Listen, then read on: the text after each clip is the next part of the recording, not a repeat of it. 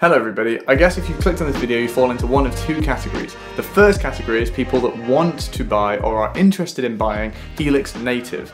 And the second group of people are the people that already own Helix Native but maybe don't own Helix Floor or Helix Rack to understand how it all works. I completely get it if you fall into both camps. It can be quite an intimidating purchase for a start, buying a guitar modeler or a guitar plugin such as this, because there's so many great ones on the market, and Helix Native is just one of them. Helix Native is definitely my personal choice, and there's a lot of good reasons for that, which I'll go into in this video. But the main point of this video is to give you a walkthrough on the basic features of Helix Native and how to use them as well. So how do you go from opening the plugin to navigating around the plugin, using some of the presets, changing some of the presets, and ultimately making your own presets that you can use yourself at home and be really happy with. Just a really quick shout out, because there's a few people whose presets that I use personally rather than make my own all the time because they're just so good. The first is Sean Murray. He makes some fantastic videos with the Line 6 Helix. They're really excellent. Please go and check Sean out. The second is Glenn DeLorne, or Glenn DeLarn. Not really sure, but Glenn is awesome. His presets are some of the best clean presets I've ever used. And the third set are the Freeman presets. I actually don't know the full name of who made them, but they're Freeman presets. I'll make sure I link all of those in the description. So for me, Helix Native is so important because it bridges the gap between music production and music live performance, and it does that by being a perfect replica of the Helix Floor, Helix Rack, Helix Effects units, but in a DAW context. That means you can open this on every track in your DAW if you want, without having to route audio through your Helix and back into your DAW. It allows you to use it as a plugin, which is so monstrously useful. It's just like, honestly, it's the best idea. I'm so glad Line 6 did this a few years back. By the end of this video, I'm hoping you'll understand how to use Helix through and through, top to bottom, and definitely be able to work out the basics yourself, because it's a really fun plugin to play around with. See you by my computer in a minute.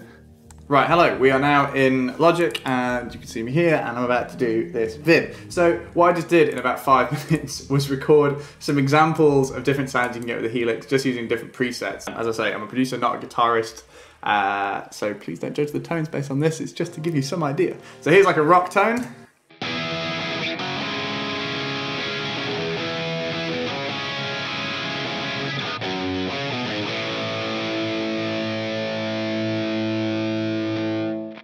So it's really nice and crunchy. It's obviously very saturated. The chords are a bit saturated for my liking, but then the riff at the end sounds great.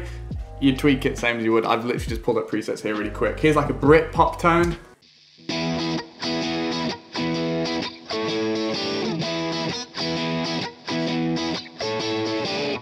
Really simple stuff, like, I'm sorry about the playing, but it's a little bit crunchy, it's very sharp and bright, same as the AC30s. And then here's some like modern pop kind of infused funky pop playing.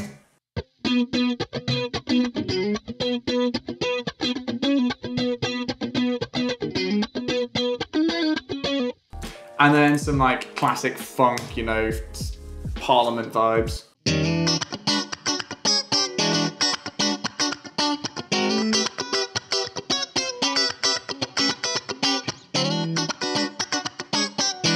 Anyway, you get the idea. That's a super clean Fender vibe. So let's start with how to use Helix.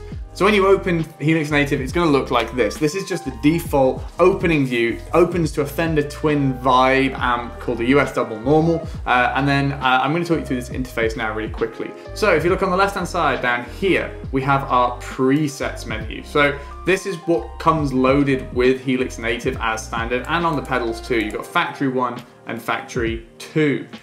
These are full of different presets. Some of them are directly modeled from amps, like the Essex A15 is the Vox AC15. But if you go to Factory Preset 2, there's a lot more like specific ones. So if we go to something like Sky Explosions, that might be a copy of Explosions in the Sky, or it might not. But some of them really don't take much imagination, like Senor Sandman. But hey, the presets are actually really decent in this. The song emulations are quite fun, but the actual factory presets of the amps are really excellent for the most part. So this is that menu. To move stuff around, you can just click and drag it like that, and it'll move the presets around and relabel them for you. You notice that 01, 02, 03, ABCD, that's because that matches up with the hardware, so the foot pedals on the actual units.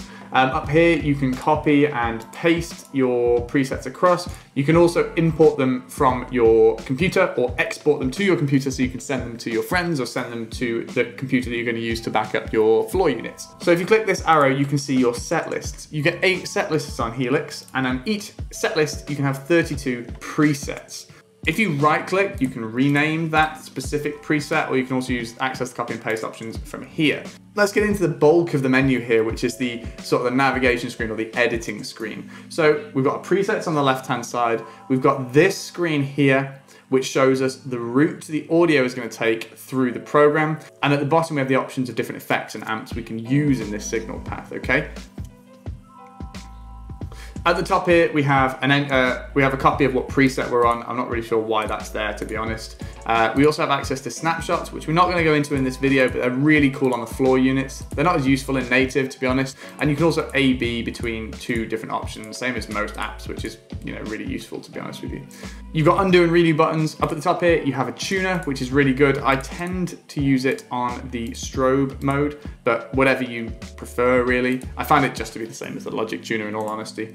So the way that this screen works is we're going to go the same as you read, from top left to top right, and then from bottom left to bottom right. But we're going to talk about that a little bit more in a minute. So on the floor pedals, this input can be from various different places on the pedal, but obviously because we're in a DAW, it's just going to be from the host being the DAW. So don't need to worry about the input here. On the left-hand side, we have a VU meter that we can change the input level of. I tend to leave this as 0, to be honest with you. That seems to be fine, but if it does need a little bit more drive, I can give it here on the left-hand side. Then as we work through these pedals, we can see that at the end it also goes to host, and that means it's going back into the DAW from here, and this second path isn't used at all. What we can do here is change this button to actually go down to 2A, which is going to be here, and then we're going to use this second path as well, and that will export to the host. If you need this second strip to get all your effects in, then you are literally just going to click 2A here, and then it's going to input down here like that. You could also have 2 separate streams from the host. So now you've got host to host, host to host. Then you've basically got parallel processing going on both at the same time. And you could change the pan of this one and the pan of this one. So you're exporting right and left amp models. That's a really cool way of using native. But for now, let's just focus on one track. We don't need to worry about using both of them just yet. So what we have in Helix are various blocks. And these blocks take up the sort of the key elements of a guitar chain. So if you look down here at the bottom, we can scroll through the various types of effects we have. So obviously we can have an empty block like that, or we can add a distortion block, dynamics, EQ, modulation, delay, reverb, pitch and synth, filter, wah, amp and cab. I already have one, so that isn't going to show up. There you go, amp and cab, amp, preamp, cabinet, impulse responses, volume and pan, and then send and return. The send and return isn't an option in native because we can't send out of the plugin. That's more for the floor units. Impulse responses are something we're going to get into later, and the same as the volume pan. You're probably not going to need that on the DAW version on native, but they are very useful on the floor. Impulse response is basically a custom cabinet. You'll see that in some of my presets. We're not going to talk about it so much today. Basically in this path here, we can see, let me just put this back to whatever, that's fine for now. We've got a volume pedal, into a compressor, then an optional distortion, which is turned off at the minute, but we can turn on and off using these buttons at the top, into an amping cabinet, into a reverb, and then into a turned off tremolo, which we can turn on and off again, and then output from the host. To remove any of these blocks, we can just click the cross at the top, or to move them, it's as simple as clicking and dragging them. As you reshuffle these blocks, the audio signal is going to be affected in that order. So if you have your reverb before your distortion, you're going to have a reverb DI guitar going into a distortion. Maybe that'll sound cool, but I'd usually put it at the end. So just remember that the order you follow this pass through is the order that the audio signal is going to move through. So let's look how to build from scratch our own preset in Helix Native. So what we can do is click on any of these spaces where we can add a block. So what's a key component of a guitar chain? I'd say first we're going to need an amplifier. So let's click on the amp option down here. If we click these squares, we can actually see the amp models, the visuals a bit clearer. So this is a nice menu, especially if you're used to seeing amps and you don't want to have to scroll so much. So I've just made the window here by dragging in the bottom right. Okay, so let's pick an amplifier. Let's go for a Essex A30, which is obviously the Vox AC30, a very classic amplifier. And now you can see that on the right-hand side, we have all these options that have come up in relation to this block. If we made another block with, say, a compressor on it, we're going to get different options here. So let's get back to our amp and get rid of that compressor. We can affect the drive amount. At the minute it's on 5 out of 10. We can affect the bass, the cut, the treble, presence, the channel volume, the master volume, and then we've got these options at the bottom which you may not have heard of before. We're not going to focus too much on these today, but definitely have a play with them if you're interested. To change these amounts, we're just going to use the mouse and click and drag. You can also use the scroll wheel if you want a bit of a smoother response. But these basically emulate the knobs that you'd find on that amplifier. So not all amps are going to have exactly the same controls. For example, if we go down the list a bit, some of these more metally amps have aggression knobs, which you don't get obviously on the AC30. Where were we? Cool. So you can play around with these knobs and they will behave in exactly the same way as a real amplifier. If you give it more drive, it's going to get a bit dirtier. If you drive the channel volume, you're going to introduce a little bit more oomph into the tubes of the amp. After we've got the amplifier, we're obviously going to need a cabinet, so let's find a cab. Let's use a 2x12 Celestion. That'll be nice. That's obviously a Fender Twin amp. That's obviously a Fender Twin cabinet, sorry, but we're going to use it through the Vox because you can do that in Native. You can mix and match. It doesn't have to be the same amp. So you've got various microphones you've probably seen in studios. So you've got SM57s, which are very famous mics, obviously, 421s. You've got loads of ribbon mics, a 4-on-4 condenser. What we've got over here, UA7, U47, and various other dynamic mics as well. So the choice of microphone on the cabinet is crucial to the sound of the recorded signal. And with Native, you're not hearing a guitar into a computer, you're hearing a guitar in a room through a microphone and a cabinet, so it's a full emulation of the full signal chain. We've also got the distance that microphone is going to be from the cabinet, which will introduce more bass as the proximity effect comes into action there. The closer the microphone is, you get more bass. And also we've got low cut options and high cut options, and also early reflection. So the further the mic is from the cab, you can also increase the amount of reflections off nearby surfaces. I tend to keep this pretty low, to be honest. Remember, if you're going to drive signal into your cabinet or into your amp, you might get a little bit of distortion, so you might have to balance with the level knob, which just decreases or increases the output of that element. So before we hit the amplifier, right at the start, I'm going to put a quick compressor. Let's use the LA Studio compressor. This is a model of the LA2A, very famous compressor. I wouldn't usually use this in a guitar, but just for the sake of showing the controls here. We have a gain reduction meter, which is new in the latest update. It's a really great feature. Peak reduction, gain, and then we can either choose to compress or limit.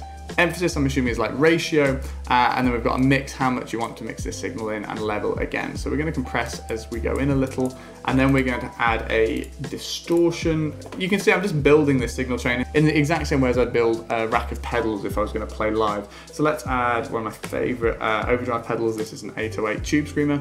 Set the gain pretty low and the level up a bit. That way we're not getting much gain from the pedal, but we're going to drive the input of that amp a little bit harder. And then afterwards, I'd like to add a reverb, but we're going to do something a bit interesting with a reverb. First of all, something I really like to do with all of these presets is add a room reverb, just a small one, right at the end of the chain. I think that makes it sound quite natural. It makes it sound like you're playing in a larger room. I usually mix this right down, and then I'll add the actual reverb effect I want on this track. So we're going to use the double tank here. We're going to turn the mix down and bring this decay down. Decay is the amount of reverb pre-delay, normal delay setting, normal reverb settings here. And what you can do is if you click and drag, you can put these effects in parallel. So I'm going to take this out after the cabinet, but I don't want it to be affected by the room reverb. I want it to be completely separate. And I'm also going to put a delay on this parallel path. So it's affected by the big reverb, but not again by the little reverb here.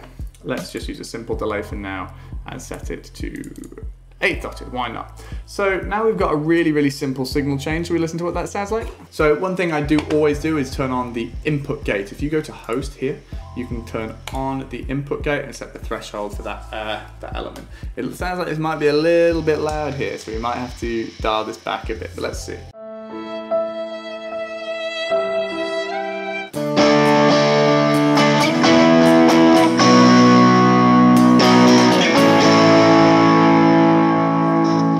On the far right hand side, we have the main output, which you can obviously turn up and down. That's just output into the DAW. You can set the tempo of the session here if it isn't set already. And that's basically it, to be honest. You can have a lot of fun just playing with all the effects I've already told you about in exactly the same way. Usually, I'll just show you my normal workflow. If I go to user 1 and then to the Fender Twin preset, which is the one that I use most of the time, I have it set up like this. So I'm going into a compressor. Then I've got two options for distortion, which I can turn on and off if I need them. My amp is here into an IR, which is from the, I believe, Freeman pack. Then I've got an EQ that I can turn on for like a bit of a mid boost if it's a solo part, and two commonly used modulations. So I've got a tremolo and a chorus. And then I have my reverbs and delays already set up, optional, I can turn them on and off. Very, very easy. This volume really doesn't need to be here, to be honest. But I'm using both paths for this, as you can see.